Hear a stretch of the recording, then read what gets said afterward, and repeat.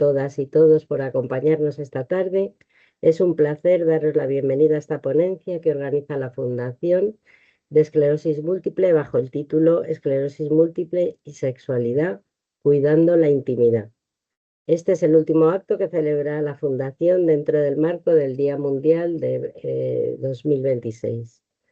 Hablar de sexualidad y de intimidad en el contexto de la esclerosis múltiple es hablar de calidad de vida, bienestar emocional, autoestima y también de relaciones humanas.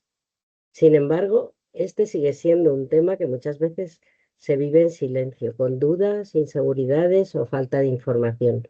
Por este motivo, tanto el doctor García Domínguez como nosotros desde la Fundación hemos considerado que es un tema muy importante y suficientemente necesario como para crear este espacio de escucha, de aprendizaje y de acompañamiento. Esperamos que os resulte interesante. Hoy, como digo, contamos con la participación del doctor José Manuel García Domínguez. Muchas gracias, José.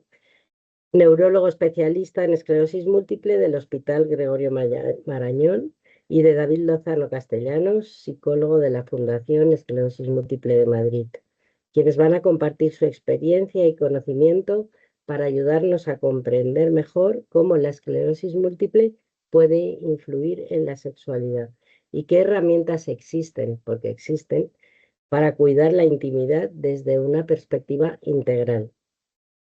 Queremos aprovecho para agradecer la colaboración de la industria farmacéutica por apoyar iniciativas como esta que contribuyen a mejorar la información y el bienestar de las personas con esta patología. Os recuerdo que esta sesión va a ser grabada y por este motivo os pido si podéis apagar las cámaras y el sonido, que creo que ya todos más o menos lo tenéis así, para que la transmisión sea lo mejor posible. Al final de la charla habrá un turno de preguntas, como decía David, en el que podéis intervenir pulsando el icono de la manita.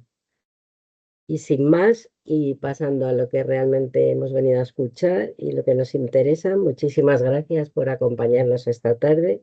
Le damos comienzo a esta charla. José Manuel. Muchísimas gracias, Carmen.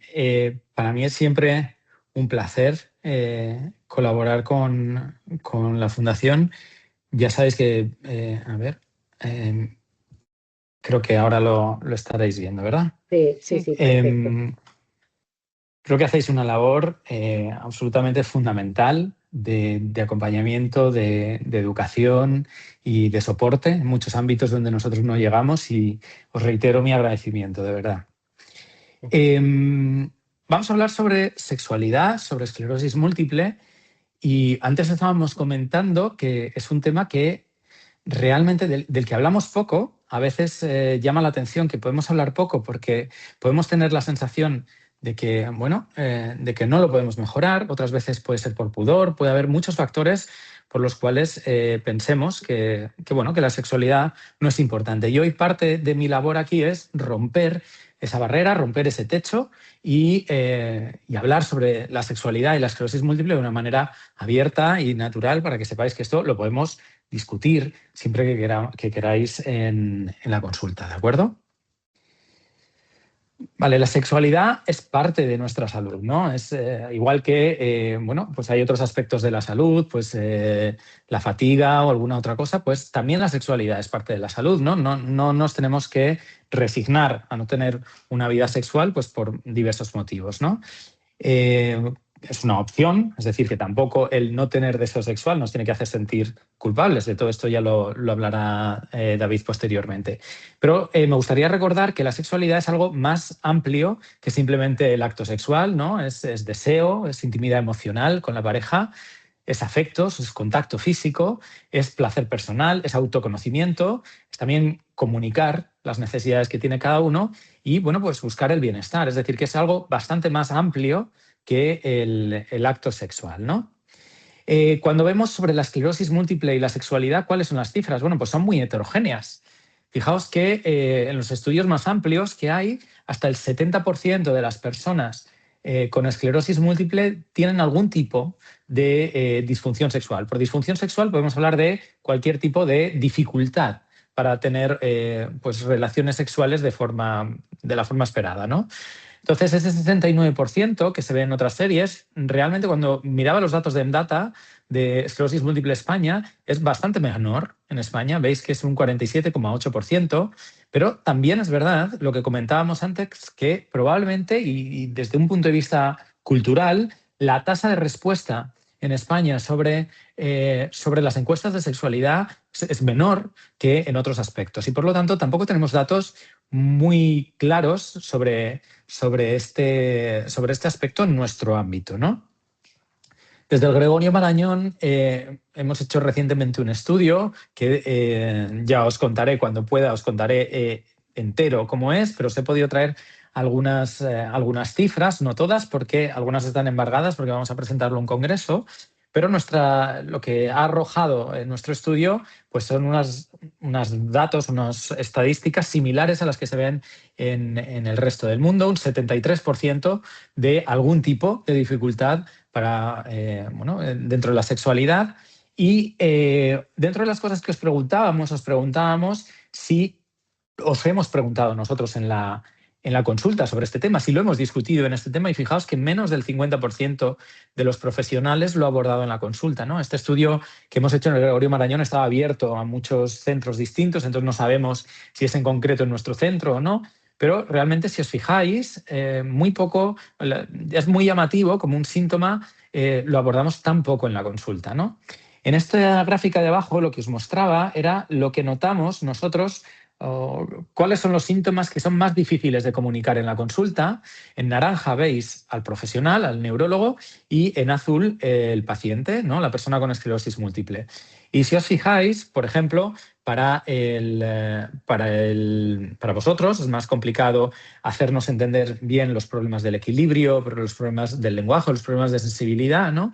Y sin embargo, para nosotros, para los neurólogos, pues los problemas de la vejiga, los problemas sexuales, nos generan como incomodidad. Entonces, esto también es una barrera en la que nosotros tenemos que trabajar, ¿no? Y aquí entono un poco el mea culpa, porque el principal factor que se reconoce como esa dificultad para comunicarnos con vosotros es la falta de formación de los profesionales en este aspecto, ¿no?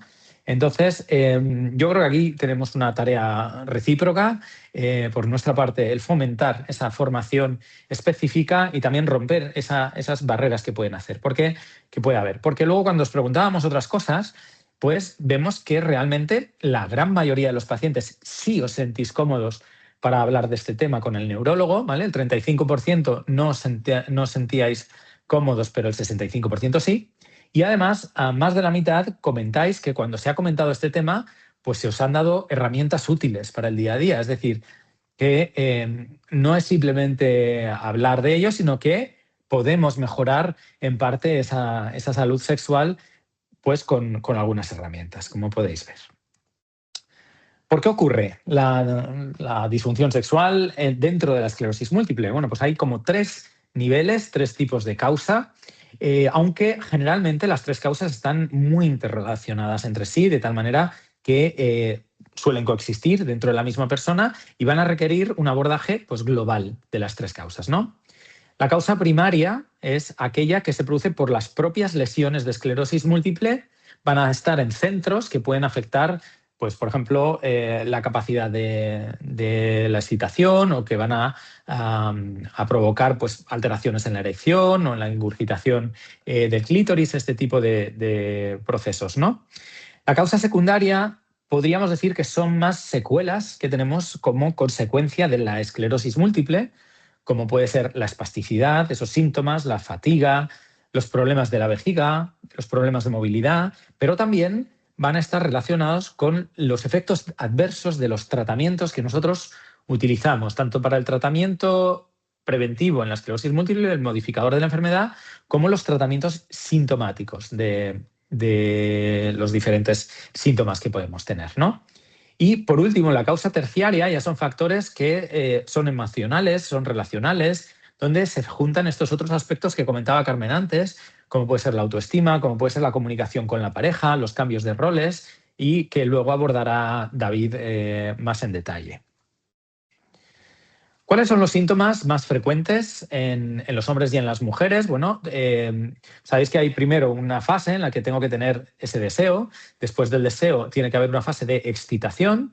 Después de la excitación, lo que vamos a tener en el varón, esa excitación va a llevar a la erección. En la mujer, pues la ingurgitación del clítoris y la lubricación vaginal. Luego vamos a poder tener unos trastornos para llegar al orgasmo y, por último, en el hombre sería específica la eyaculación alterada, pues que un retraso en la eyaculación o una precocidad en esa eyaculación, y en la mujer pues es más característico el tener dolor con las relaciones, ¿no? Lo que llamamos dispareunia. O vaginismo, cuando ya son situaciones un poco más complejas. Veis que los porcentajes están en torno, dependiendo de la serie, están en torno al 30-50%, siendo la disfunción eréctil tal vez la más frecuente, pero también probablemente la más fácil de tratar, por otro lado. ¿Qué factores asociados tenemos? ¿A quién afecta más? Bueno, la literatura es un tanto controvertida sobre si afecta más al hombre o si afecta más a la mujer. Globalmente, parece que dependiendo del estudio que uno mire, pues la prevalencia globalmente es similar entre los sexos, es decir, que nos va a afectar más o menos por igual, ¿no?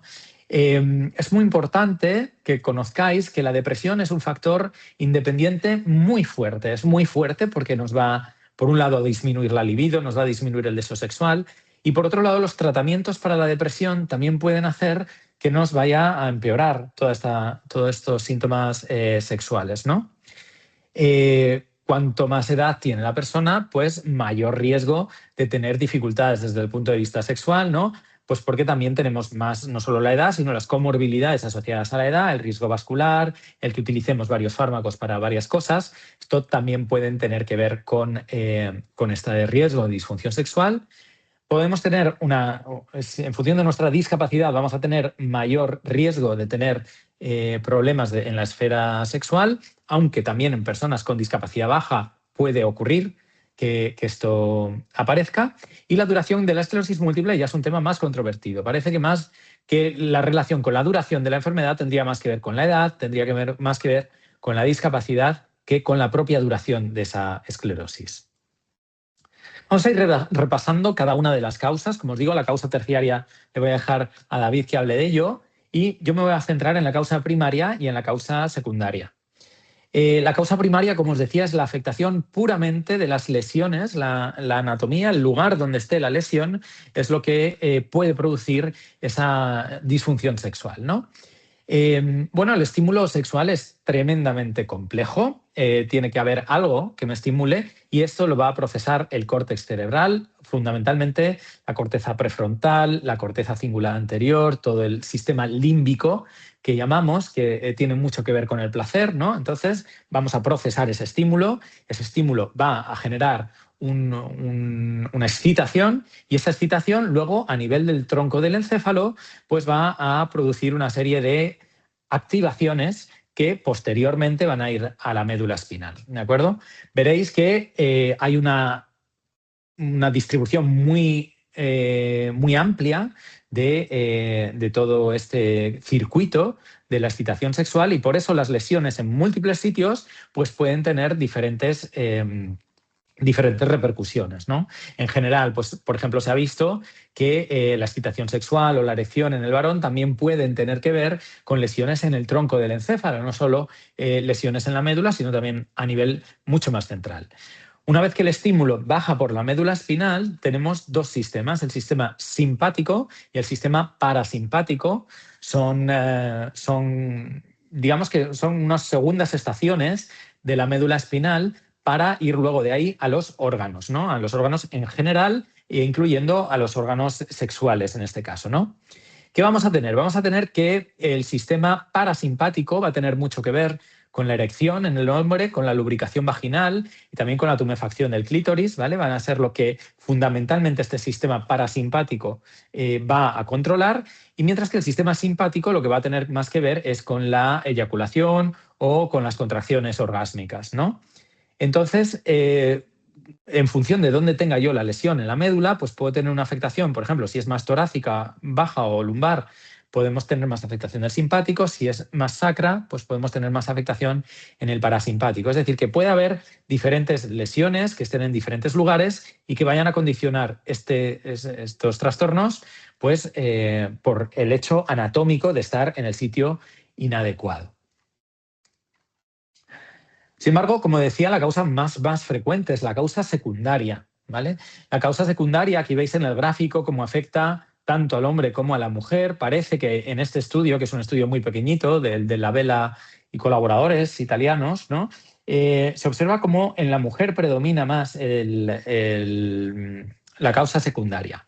Probablemente, ¿por qué predomina la causa secundaria más en la mujer que en el hombre en este estudio? Aunque ya os digo que es pequeño y que, bueno, probablemente sea bastante similar en hombre y la mujer, pero es verdad que hay muchos fármacos que utilizamos para la esclerosis múltiple, sobre todo fármacos que tienen relación con la vejiga, con los problemas de vejiga, que pueden generar sequedad de mucosas. La sequedad de mucosas es especialmente importante para las relaciones sexuales en la mujer, también lo es para el hombre, pero con más importancia en la mujer y, aunque es la más frecuente, lo más positivo de esta causa secundaria es que es muy modificable. ¿Por qué? Pues porque muchas veces con fármacos o con terapias compensadoras nosotros podemos actuar, ¿no? Y os he puesto aquí a la derecha un esquema de la espasticidad, ¿no? Del consenso español sobre espasticidad que acabamos de publicar recientemente y por ejemplo, los fármacos antiespásticos me pueden provocar diferentes síntomas asociados o pueden mejorar si los utilizo de forma correcta a la hora de mantener relaciones sexuales. Aquí os traigo algunos medicamentos que pueden afectar la sexualidad, ¿no? El principal, como os decía previamente, son los antidepresivos y dentro de los antidepresivos los inhibidores selectivos de la recaptación de serotonina. Lo que van a hacer es disminuir el deseo sexual, van a dificultar un poco el orgasmo, van a hacer que la eyaculación y el orgasmo se puedan retrasar bastante, pero si lo comentamos y lo cambiamos en consulta, ya sea con nosotros, con el neurólogo, o con psiquiatría o con quien haya mandado el antidepresivo, pues puede mejorar, ¿no? Y dentro de esto, pues por ejemplo, hay alternativas como es la mirtazapina o es el bupropion o algunos nuevos ISRS que parece que pueden tener menor impacto desde el punto de vista de esa disminución del deseo sexual. Por lo tanto, podemos actuar sobre la depresión y además, al actuar sobre la depresión, no tener todos estos efectos adversos que sí que son bastante frecuentes y que aparecen en relación con estos fármacos, ¿no? Os decía antes que los fármacos para la espasticidad también pueden tener su efecto en esta esfera, ¿no? Y aquí veis el baclofeno, que es el dioresal, todos lo conocéis o muchos de vosotros lo conocéis. Puede causar disfunción eréctil en algunos casos y también tenemos alternativas, ¿no? Ahí pone benzodiazepinas, clonidina, también los cannabinoides, ¿no? Probablemente después de los antidepresivos, los fármacos que más afectación sexual van a provocar van a ser los fármacos antimuscarínicos, que son los que se dan para la contención de la vejiga, ¿no? Para la incontinencia urinaria. En este caso lo que van a producir son sequedad de mucosas, ¿no? Muchas veces veis que cuando damos este tipo de fármacos hay personas que no lo toleran bien porque se les seca mucho la boca o los ojos, ¿no? Esto mismo va a ocurrir, por ejemplo, en la mucosa vaginal, ¿no? Entonces, si tenéis mucha sequedad vaginal, lo podéis también comentar con nosotros porque eso se puede cambiar, se puede valorar, poner otro tipo de medicación que puede mejorar la continencia urinaria y, sin embargo, no tener estos efectos adversos tan marcados, ¿vale?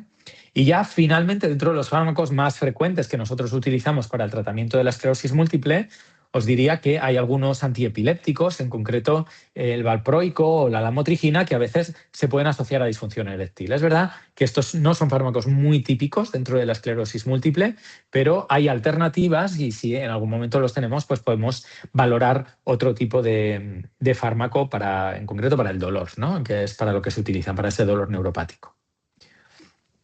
La causa terciaria, no me voy a meter, como os decía, es un factor fundamentalmente psicoemocional. Sí que os diré que dentro de la esclerosis múltiple, además con las personas con esclerosis múltiple, ya os decía que la depresión es mucho más frecuente que en la población general, es más frecuente que en otras enfermedades crónicas y pensamos que hay una base anatómica, estructural, por esas lesiones que pueden provocar la depresión. Y además, pues puede haber una alteración de la imagen corporal, un impacto en la autoestima derivado de la enfermedad o no sentirnos con la suficiente, no sé si decir fuerza, con la suficiente legitimidad como para expresar nuestras necesidades a la pareja, ¿no?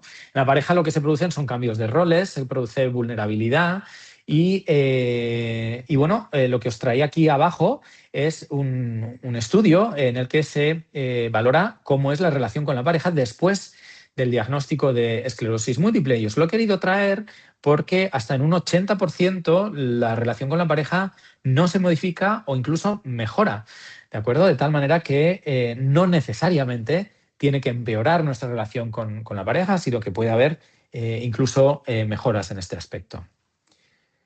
¿Cómo medimos? ¿Cómo medimos la disfunción o las dificultades desde el punto de vista sexual?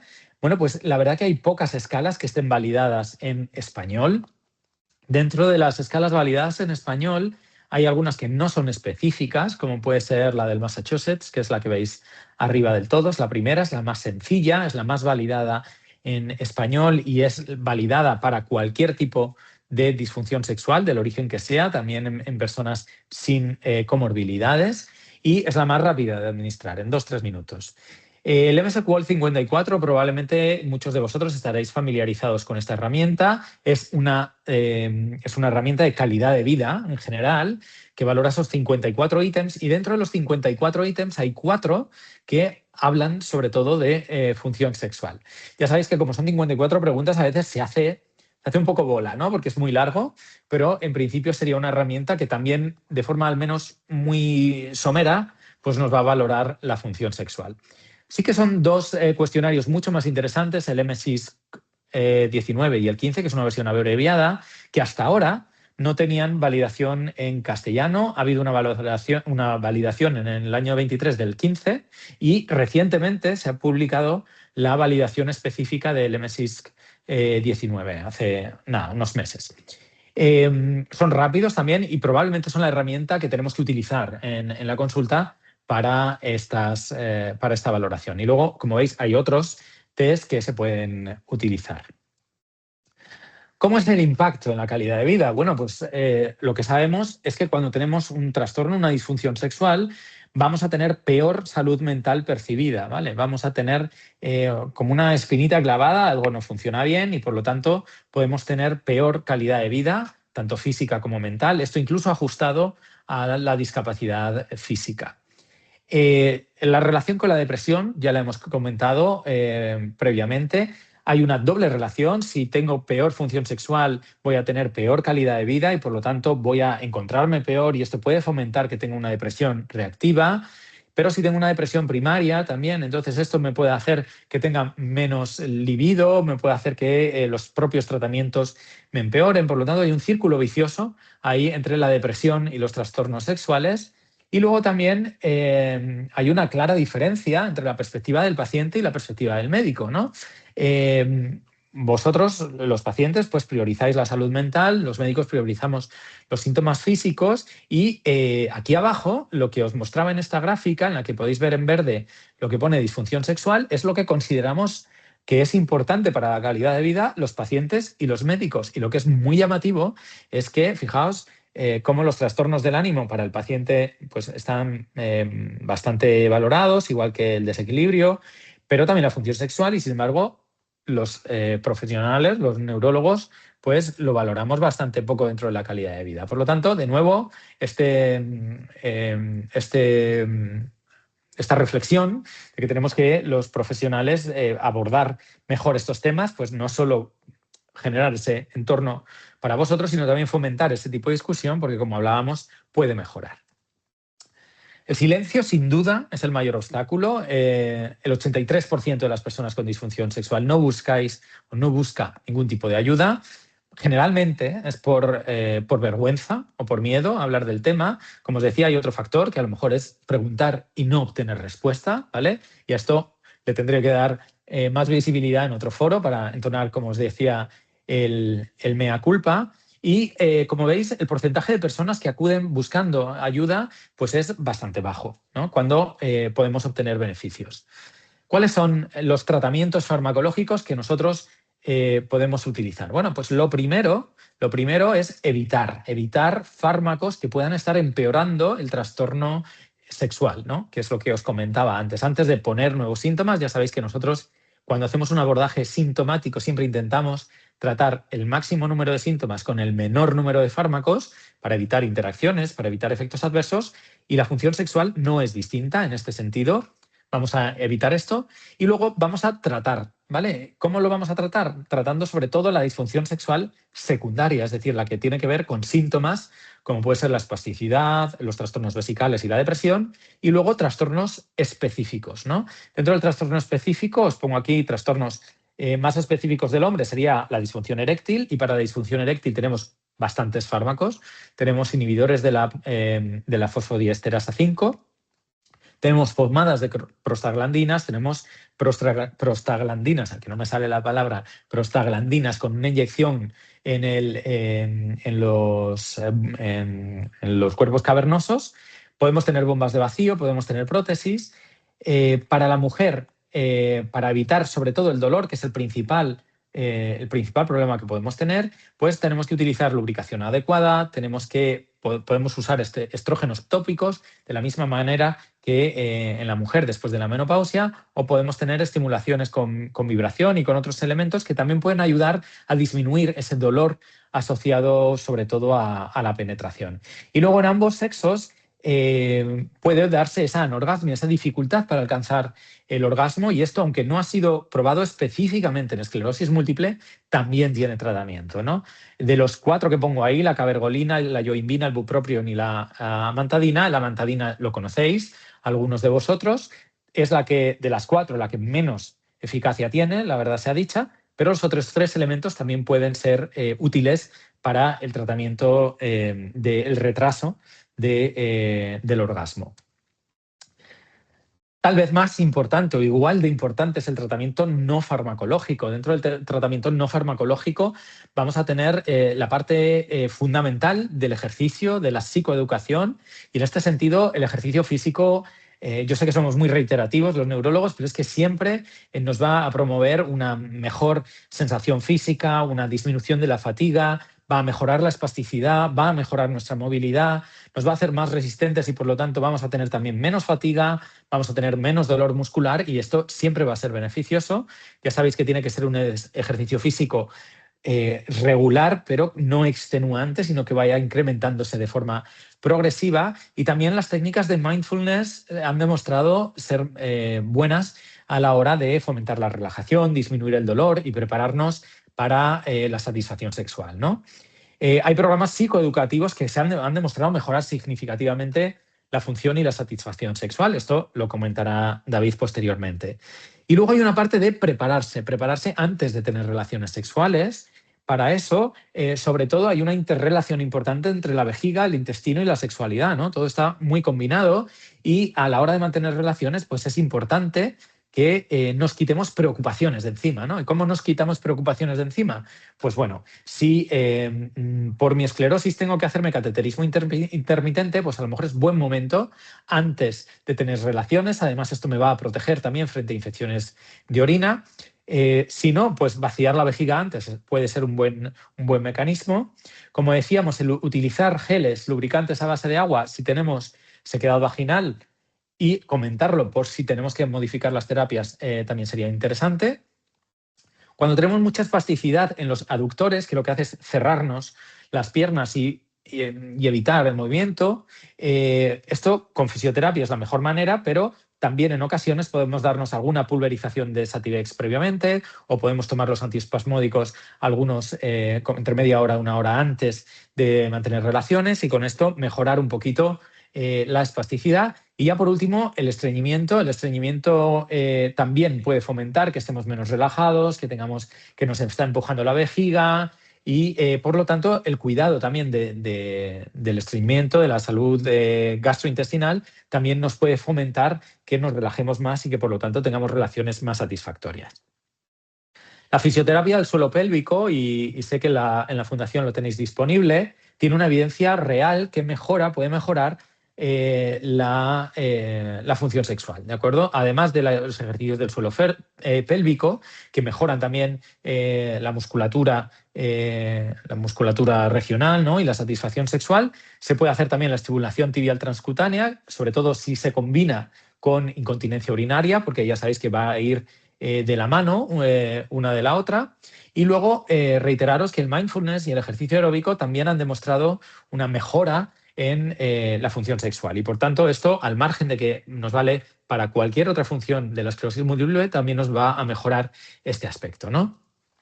Y ya por último, pues bueno, hay que tener en cuenta que si tenemos zonas que no estamos notando bien o que son desagradables al tacto, tenemos que descubrir zonas erógenas alternativas, ¿no? Vamos a jugar un poco. Al final esto también se trata de jugar, de divertirse, de disfrutar, y por lo tanto yo os animaría a intentar descubrir otras zonas que a lo mejor no sabíamos que teníamos y que nos producen pues, igual placer o incluso más placer que otras que tradicionalmente estamos asociando, ¿no? Con esto llegaría al final. La conclusión es que la sexualidad es parte de tu salud. Hablemos de ello, ¿de acuerdo? La vida íntima va mucho más allá del coito, incluye el deseo, incluye el afecto, incluye el placer, incluye la conexión a muchos niveles con la persona que amamos, ¿no? Con la esclerosis múltiple puede modificarse, pero no tiene que desaparecer, se puede modificar, ¿vale? Y para eso necesitamos hablar sobre el tema, tanto en la consulta médica, a veces con nosotros os podéis sentir un poco más violentos y tal vez con la enfermera es un enlace que podemos también vincular, y un buen manejo farmacológico y no farmacológico puede mejorar claramente la vida sexual. Y con esto acabo y muchísimas gracias. Pues muchas gracias, José Manuel, muy interesante y esperanzador, porque no debemos conformarnos ni con este ni con ningún otro síntoma. Todo siempre, aunque sea algo, puede mejorar. David, es tu turno. Muchas gracias. Gracias, José Manuel. A ver.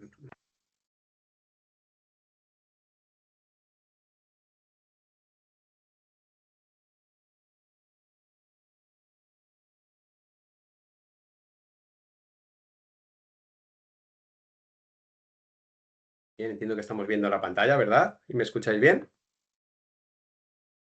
Sí, Sí, todo sí, bien. perfecto, sí. Perfecto.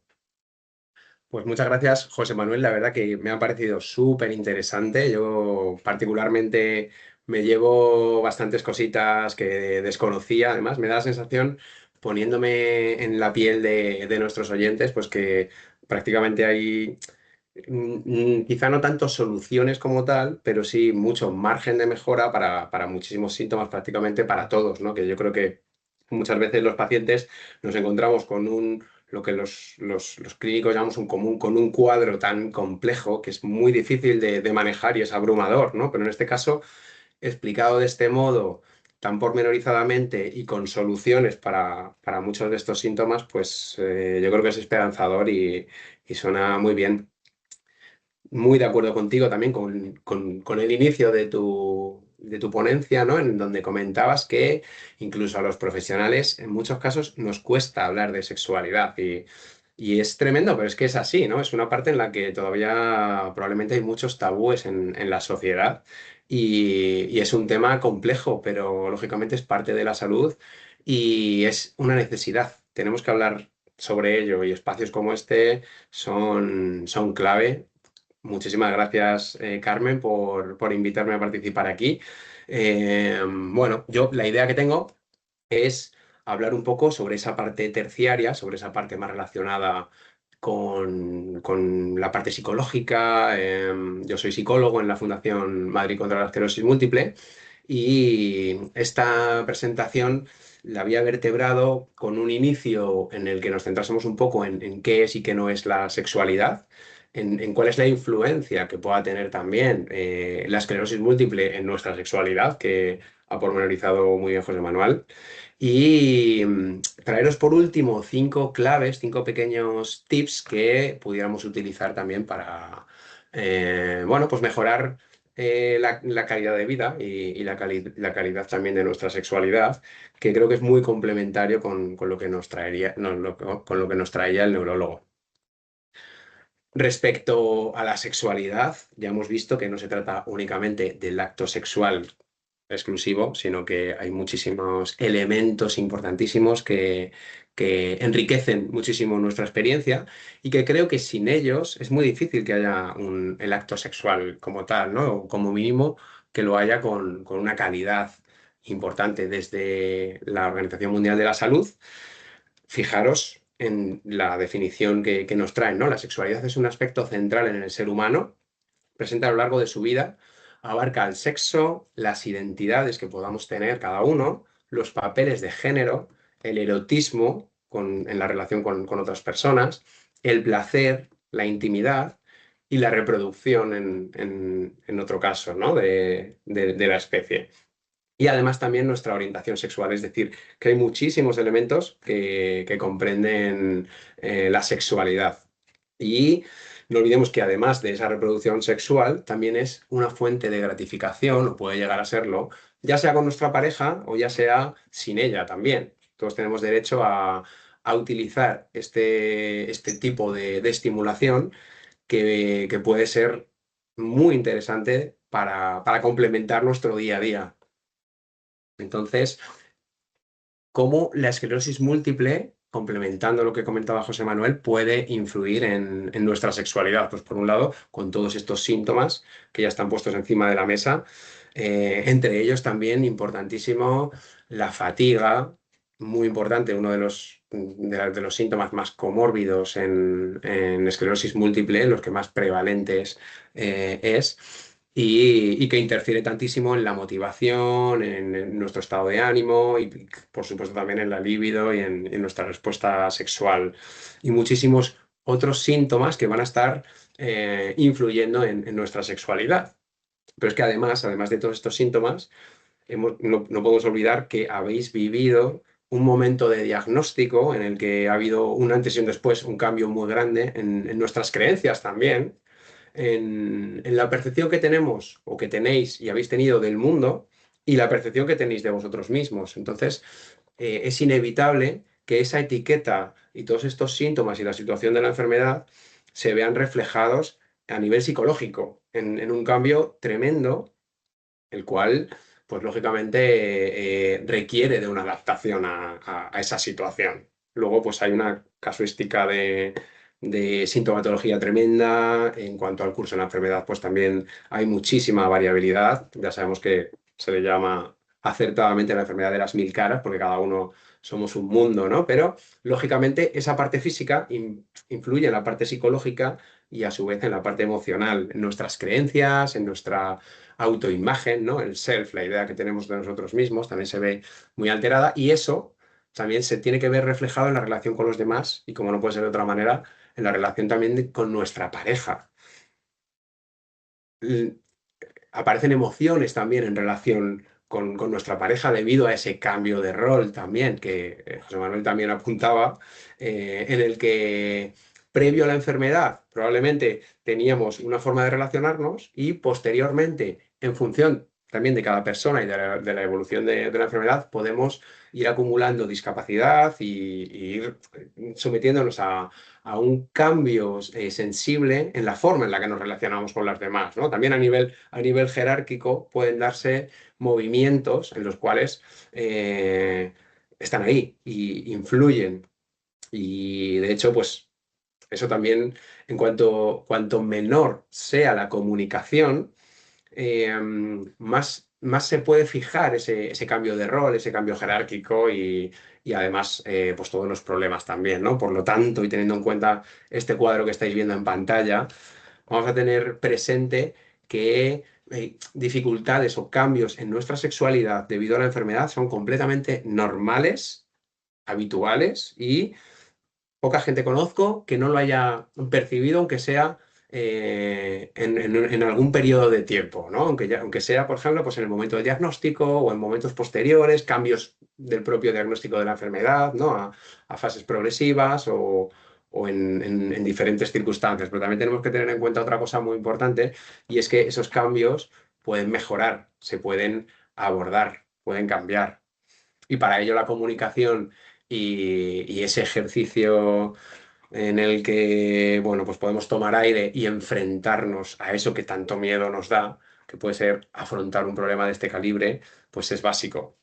Traigo aquí algunos de los comentarios que he ido escuchando y que me habéis traído vosotros mismos a sesión, en mis sesiones de psicología y en las terapias de grupo, y creo que son interesantes. Son cosas que muchas personas experimentamos, pero que en muchos casos no nos atrevemos a decir abiertamente, ¿no? Y a veces ni siquiera con las personas más cercanas a nosotros, con nuestras parejas, y a veces tampoco con los profesionales. Por ejemplo, me cuesta hablar del tema sexual. Yo con los síntomas que tengo y que percibo, me siento menos atractivo que antes. Tengo miedo por no hacerlo tremendamente bien, ¿no? Bastante tiene ya mi pareja ayudándome en el día a día como para que yo encima le meta un problema más hablándole del tema sexual, ¿no? Y tratando de hacerme cargo, ¿no? de esta situación. Otras frases como, por ejemplo, pensé que con la esclerosis múltiple era normal no tener relaciones sexuales. Y es que no es así, todo lo contrario. El hecho de padecer la enfermedad, estemos en el punto en el que estemos, implica que podemos seguir haciendo muchísimas cosas para mejorar la calidad de nuestras relaciones, tanto sociales como sexuales. Por lo tanto, también aquí quería traeros algún tip, algún truco, alguna serie de elementos, cosas que podemos hacer para mejorar bastante nuestra situación. Por un lado, la parte de la comunicación, como se estaba comentando hace un ratito, es algo básico. Implica algo muy difícil, que es coger al monstruo, ¿no? Y ponerlo delante, pero muchas veces cuando ponemos ese monstruo delante, percibimos que se va haciendo más pequeño. Lo difícil es cogerlo y ponerlo, ¿no? Pero en el momento en el que lo ponemos puede cambiar mucho y puede ser mucho más manejable y mucho más abordable. La comunicación es básica y nos va a ayudar, lo primero, a orientarnos al problema. Nos va a ayudar a poder, por ejemplo, introducir estimulación positiva a la hora de hablar, a la hora de comunicarme con mi pareja, hablarle de las cosas que me gustan, de las cosas que me gusta de ella, de cosas que hace. Hablar del tema también ayuda a, como os decía, hacer el monstruo más pequeño y a reducir emociones desagradables, a reducir miedo, vergüenza, etcétera, ¿no? Y, en definitiva, hace que, o puede favorecer que se empiece a dar ese equilibrio que, debido a la enfermedad, a toda la sintomatología y a todo ese cambio, pues se había desestabilizado. Por otro lado, otro de los consejos es tratar de reducir la presión. Esto es lo que José Manuel traía en forma de investigación acerca de la meditación, del mindfulness, pues de cara a abordar problemas de muchos tipos, de mi relación, no solamente con mis síntomas, sino también con eventos de mi vida cotidiana, como pueda ser la parte más sexual, ¿no? Yo, cuando me fijo en el rendimiento, a veces me alejo del proceso. Y fijarnos en el rendimiento es algo así como centrarnos en la meta final de la carrera. Eso hace que me olvide del camino, ¿no? Que no esté presente en el camino. Y eso es complejo, porque al fijarme ahí, estoy poniendo en marcha un aparato cognitivo, ideas preconcebidas, unos esquemas que yo tengo acerca de cómo deben ser las cosas, como por ejemplo la relación sexual, y en muchos casos la realidad es mucho más compleja y es difícil que se cumplan abiertamente mis expectativas. Cuando no se cumplen, yo voy a notar esa discrepancia, y esa discrepancia va a generarme probablemente emociones desagradables de que no está encajando, las cosas no están saliendo como yo me esperaba, ¿no? Y claro, aquí también hablamos del sistema nervioso. Decía José Manuel que el sistema nervioso parasimpático, que es el que está relacionado con la relajación, es el que activa el deseo, el que nos hace acercarnos más a esa meta. Pero en cambio, si yo estoy pendiente en si lo hago bien y voy notando esas discrepancias, se va a activar el sistema nervioso simpático, que es el de la ansiedad y que es incompatible con la respuesta sexual. Yo no puedo sentir deseo sexual cuando veo un peligro que tengo ahí, ¿no? Cuando tengo ahí un león que viene a comerme. Por lo tanto, fijarnos en la meta, en el rendimiento como única variable, es un error y es muy común. Por lo tanto, la propuesta es que nos centremos en el proceso. ¿Qué significa esto? Bueno, no no casarnos con nuestras expectativas, incluso desecharlas, ¿no? Dejar que pensamientos automáticos que nos vienen a la cabeza a lo largo del acto sexual, dejar que pasen de largo y centrarme en la experiencia presente, en el momento, en las sensaciones, en experimentar, en probar cosas diferentes, teniendo en cuenta que no es necesario pues, llegar a un punto concreto. La cosa puede ser simplemente dejarnos llevar y llegar hasta el punto que sea, ¿no? Teniendo en cuenta que la sexualidad implica no solamente el acto sexual, sino hay muchísimas otras variables de las que podemos disfrutar muchísimo, que nos pueden aportar muchísimo y que van a facilitar también el dejarnos llevar y el generarnos pues, ese placer que en definitiva también perseguimos, ¿no? Otro consejo es adaptarnos a la enfermedad. Y hemos escuchado en la ponencia anterior muchísimas herramientas, muchísimas dificultades y soluciones a esas dificultades. A veces pensamos en la espontaneidad, ¿no? Es que, claro, si la cosa no surge, pues no me voy a centrar, o sea, no voy a tener una relación, ¿no? No tiene por qué ser así. A veces eso puede ser un palo en la rueda. La enfermedad ya nos pone diferentes dificultades, ¿no? Como para nosotros dejarnos llevar únicamente por ellas. Podemos, por ejemplo, programar momentos en los que podamos pues, acordar con nuestra pareja, tener esta relación y que sean momentos pues, compatibles pues, debido a la medicación que estoy tomando, los preparativos que yo tenga que hacer, debido a las dificultades que yo pueda tener, pues con la vejiga, espasticidad, etcétera. La planificación puede ser algo muy bueno para esto, ¿no? Combinada con el centrarnos en ese momento presente del que hablábamos antes. Cuidar la autoestima. Vemos que la enfermedad nos ha cambiado en cierto modo parte de la visión que tenemos de nosotros mismos, ¿no?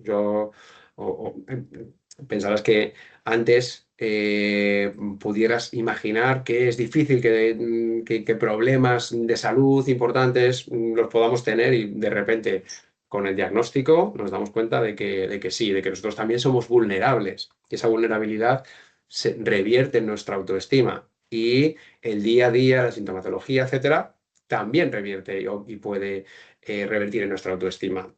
Y teniendo en cuenta la autoestima, a mí me gusta verlo como el tablero de una mesa que se sostiene con diferentes patas. Entonces, si debido a la enfermedad o a cualquier otra circunstancia yo he dejado de cuidar esas patas, imaginaros, por ejemplo, que solamente tengo mi tablero sostenido de una o dos patas, imaginaros pues, mis amigos y mi pareja, y alguna de esas patas falla, que a veces falla, o cambia un poco, ¿no? La vida está viva y se mueve y esta mesa es dinámica y esas patas van cambiando. Por lo tanto, el reforzar y tratar de invertir tiempo en pensar en nosotros mismos, en qué queremos, en qué actividades podemos hacer, en de qué manera ampliar mis círculos sociales, de qué manera ir regando y cuidando cada uno de estos sostenes del tablero de mi mesa. Va a hacer que me sienta mucho mejor conmigo mismo y que mi propio autoconcepto también se vea reforzado. Por lo tanto, también este es un punto importante para poner atención. Y por último, en cuanto a esta serie de consejos, el hablar no solamente con la pareja, sino también con los profesionales que tenemos a nuestro alrededor, con el neurólogo, el psicólogo, sexólogo, enfermería especializada, nuestros profesionales de suelo pélvico, hablar y pedir ayuda. Y aquí también hago un llamamiento a los profesionales respecto a hablar, incluso a preguntar también por este tema, que es un tema súper importante, que tiene mucho que ver con nuestra salud y con nuestra calidad de vida, y tenemos que estar más preparados. Por lo tanto, em, por finalizar, os diría que las dificultades de tipo sexual con la enfermedad, y muchas veces en muchos contextos sin ella, son muy frecuentes y a pesar de que sean un tabú, conviene ponerlo delante, afrontar el problema, ¿no? Y hablar de ello. ¿Por qué no? Por supuesto. Porque es la única manera de empezar a poder abordarlo y a poder cambiar esas cosas importantes que, bueno, pues que están en nuestra mano y que si las abordamos vamos a, por lo menos, tener la probabilidad de poder mejorar y cambiar nuestra calidad de vida. Así que, bueno, pues sin más, no sé si tenéis dudas, cuestiones acerca de toda esta parte más psicológica, emocional. Muchas gracias, David, a ti también. Muchas gracias a los dos. Y ahora vamos a ver si alguien tiene alguna pregunta por favor, pedir la vez con el icono de la mano y este os irá dando paso. Sí. Pues Si mira, alguien quiere voy a Dime. dar paso por aquí. Sí. Federico, te abro el micro. A ver. Ya lo he abierto yo. Sí. Una preguntilla, que es que me he tenido que ir durante 10 minutos un poco más porque estoy haciendo un curso aparte, que me han llamado. ¿Esto lo tenéis la grabación puesta? Porque me ha interesado mucho y me he quedado a medias. Así de claro. Sí, sí. Sí, está grabado, o sea que lo vamos a subir. Lo vais a subir, ¿vale? Es que Sí. justo cuando estaba interesante me han llamado del otro lado y digo, mierda. Bueno, interesante hasta todo el rato, pero Ya, pero es donde más me interesaba a mí, joder, me queda a sí, medias. claro, porque es justo lo que te has perdido, pero sí. Lo vais a colgar entonces, ¿no? Sí. Sí. Os pasaremos la Vale. grabación. Vale, pues muchísimas gracias. Nada, Nada. Y por todo lo que he escuchado, muy bien, gracias. gracias. Muchísimas gracias.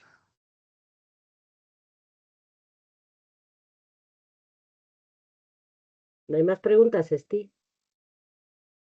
Por aquí tengo yo alguna. Pues, Por ejemplo, Mm.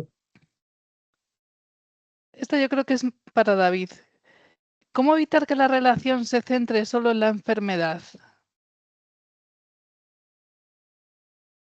Os comentaba hace un ratito que claro, que al final la enfermedad no es algo que experimente solamente la persona que tiene los síntomas y que tiene el diagnóstico, sino que es una cosa que está en toda la familia y que vosotros como pacientes pasáis vuestro propio duelo, pero vuestros familiares también tienen que pasar su duelo, ¿no? Entonces está presente.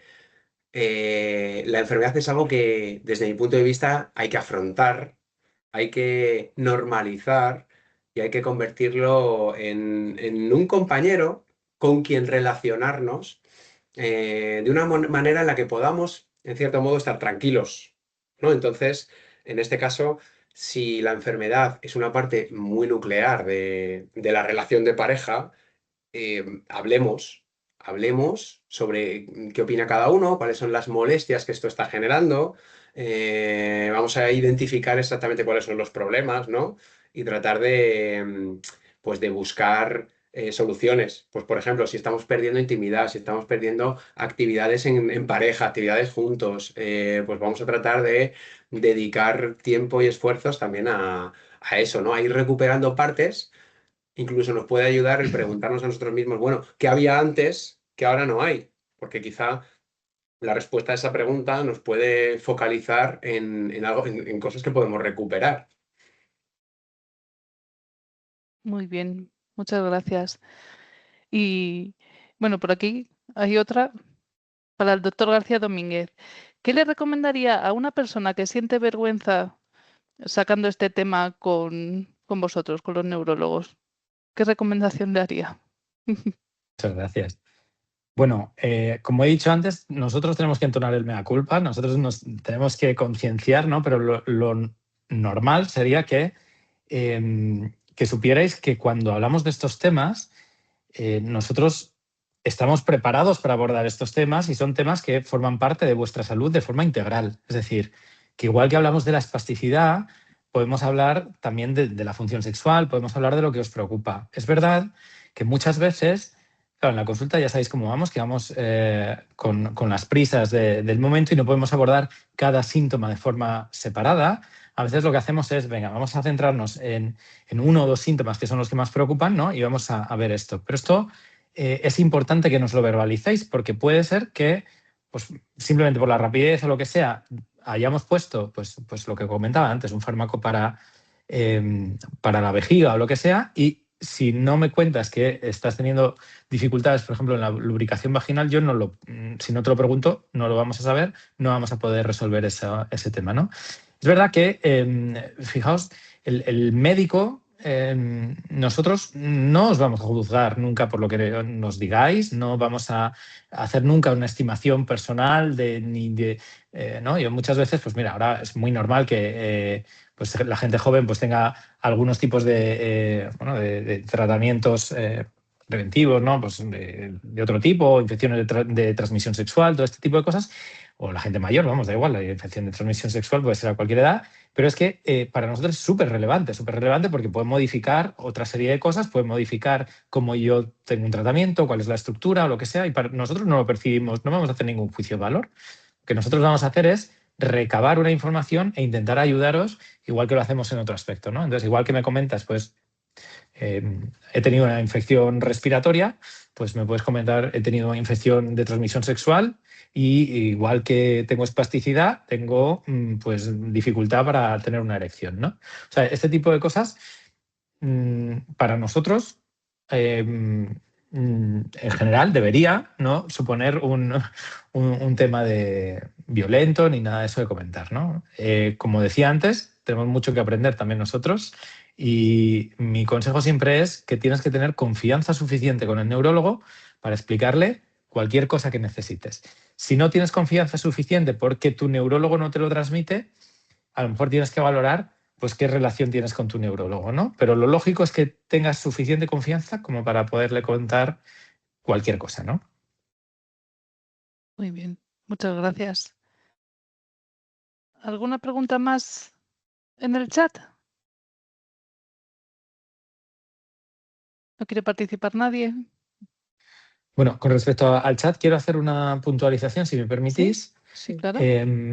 Sí, porque no sé por si no ha quedado. Quiero decir, yo cuando hablaba de dar una pulverización extra con Sativex, me refería a personas que ya están en tratamiento. Este tratamiento con Sativex, a veces decimos que cuando hay una situación especial o tenemos más espasticidad, nos podemos dar alguna pulverización extra. Esto no significa que en personas que no están en tratamiento se vayan a beneficiar de ponerse una pulverización o que en todas las personas que estén en tratamiento necesiten esta pulverización. Quería puntualizarlo por si había algún tipo de confusión. Porque le han preguntado y yo se lo he dicho porque lo acababas de decir, pero efectivamente matizando.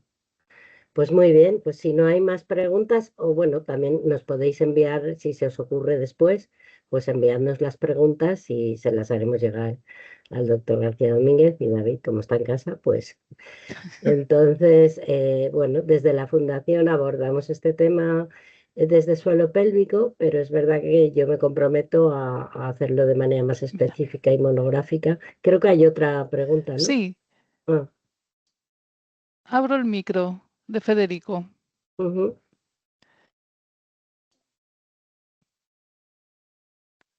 Ya está abierto. Muy bien. Una preguntilla, porque yo de acuerdo con mis neurólogos, yo estoy en el CENCAT normalmente, y tuve problemas de disfunción y me dijeron empezar a probar, por ejemplo, el vardenafilo. El vardenafilo funciona, pero tiene un problema que, claro, tú no sabes cuándo vas a tener una relación sexual, no vas a estar tomándolo cada 5 minutos, por si acaso. Queda como muy mal de eso. Claro. Sí, hay diferentes estrategias, ¿vale? Las diferentes estrategias se tienen que adaptar un poco a cada persona, a su situación física, y también se tienen que adaptar un poco a la frecuencia de las relaciones, de tal manera que tenemos diferentes inhibidores de la fosfodiesterasa. Hay algunos de ellos que se administran cuando vas a tener una relación y es importante conocer cuánto tiempo tardan en hacer efecto también, porque si uno los toma demasiado junto con la relación no va a tener el efecto en ese momento, sino que necesita programarlo. Pero hay otros inhibidores de la fosfodiesterasa que si una persona tiene 2 o más relaciones a la semana, se considera que se puede tomar algunos de ellos, y no todos, se puede valorar tomarlo a diario, si no hay contraindicación, ¿de acuerdo? De tal manera que no hay que programar la relación sexual. Por lo tanto, hay diferentes opciones y son adaptables, ¿no? O sea que un poco este tipo de conversación también lo tienes que tener porque cada persona va a necesitar un tipo distinto, ¿no? Nosotros lo abordamos bastante en la consulta y en función un poco de cada persona, pues hay personas que también tienen más deseo sexual, otras que tienen menos, unas que tienen más relaciones, otras que menos. Entonces, todo esto va a modificar mucho el tratamiento, ¿no? Vale, muchas gracias.